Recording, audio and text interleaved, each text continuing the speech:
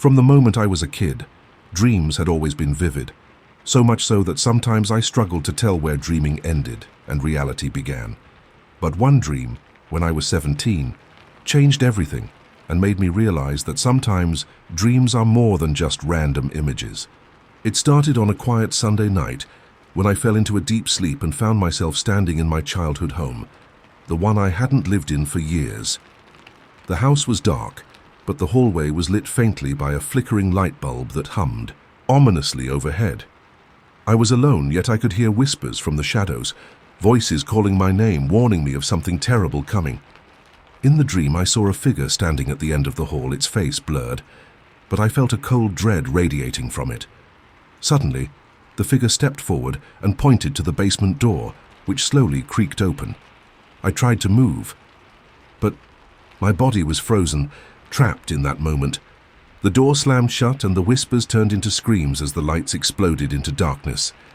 I woke up gasping for air, heart pounding, drenched in sweat, convinced it was just a nightmare. But the next morning, I found a note slipped under my bedroom door, written in shaky handwriting, that read, "Don't go to the basement tonight." The problem? I live alone and no one else was supposed to be home. Over the next few days, the dreams continued, each one more vivid, more real. They showed me events that later happened. A car accident at the intersection near my house, a fire at a neighbor's place, even small details like the color of a stranger's jacket or the exact words someone said. The terrifying part was the basement, a place I had always avoided. But the dreams showed me something hidden there, something dark and dangerous. One night, fueled by fear and curiosity, I finally went down to the basement. The air was thick and cold, and as I switched on the light, the bulb flickered like in my dream. There in the corner was a small box covered in dust, with a broken lock hanging off it. I opened it to find old photographs and letters from the previous owner, a man who had vanished without a trace years ago.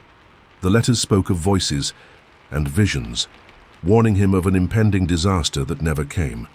That night the dream stopped, but the sense of being watched never left. I realized then that some dreams are messages, echoes of past and future, blurring the line between what is real and what lurks in the shadows of our minds.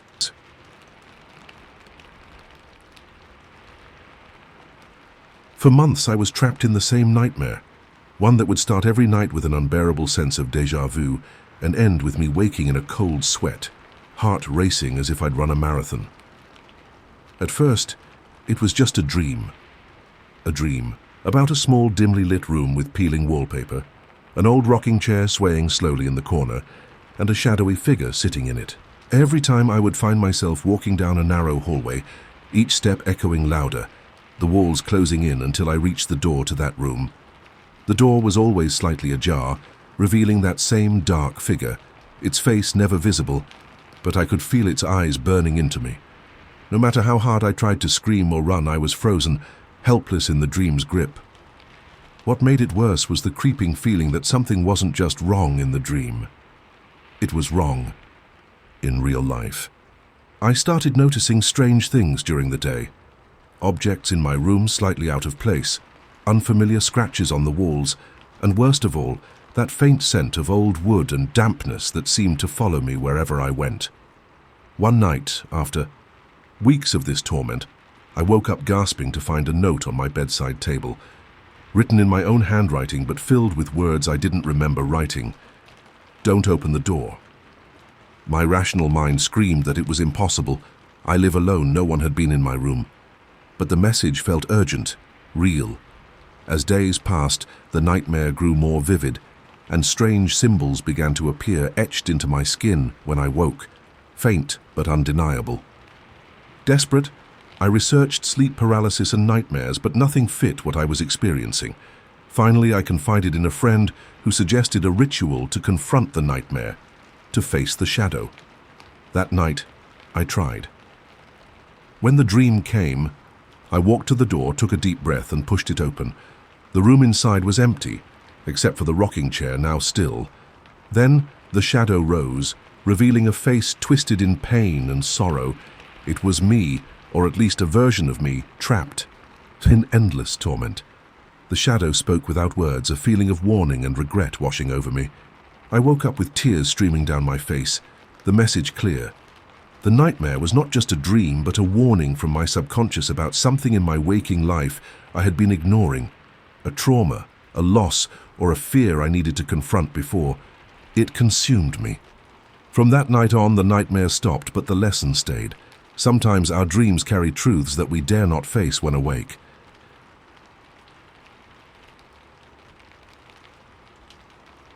I never believed in premonitions or dreams that predicted the future, until one night shattered everything I thought was real.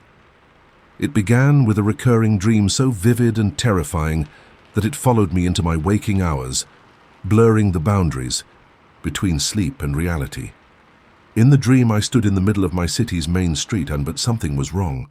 The sky was an unnatural shade of grey, thick with smoke and ash, and the buildings, once familiar and comforting, were crumbling, their windows shattered and streets deserted. The air was heavy with silence, oppressive and suffocating, broken only by distant echoes of sirens and distant screams.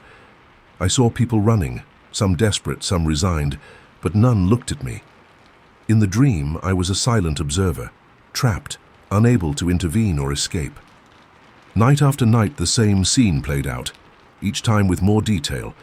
A child crying near a toppled statue, a burning car abandoned on the sidewalk, and shadows moving just out of sight, watching and waiting. I tried to shake it off as a nightmare born from anxiety and news reports of disasters, but the dream haunted me relentlessly. Then came the day the dream started to bleed into reality. It was subtle at first, a news report about a massive fire downtown, then rumors of civil unrest spreading across the city, and power outages that plunged neighborhoods into darkness. The more I watched, the more I saw eerie parallels to my nightmare. Friends started calling me, asking if I was okay, since I seemed distracted and withdrawn, but I couldn't explain what I was feeling, a sense of impending doom that no one else seemed to notice. One night after the dream, I woke up to the sound of distant explosions and the smell of smoke seeping through my apartment window. The city was unraveling. Emergency alerts filled the screens, warning of evacuations and chaos. I tried to warn others, to tell them what I'd seen in my dreams, but they dismissed me as paranoid. As days passed, the nightmare became reality. Streets burned, people disappeared, and the familiar world I knew was gone. The strangest part was that, in the dream, I had felt powerless, but in real life, I realized I could act. I joined community, groups, helped evacuate neighbors, and tried to keep hope alive in the midst of destruction. The dream was a warning, a glimpse into a future I couldn't stop but could prepare for. Even now, years later, when the city is rebuilding and life returns to some semblance of normal, I still wonder about the source of that dream. Was it a premonition, a message from some hidden part of my mind, or something else entirely? One thing is certain. Sometimes the line between dreams and reality is thinner than we think, and the nightmares we try to ignore might be the most important messages of all.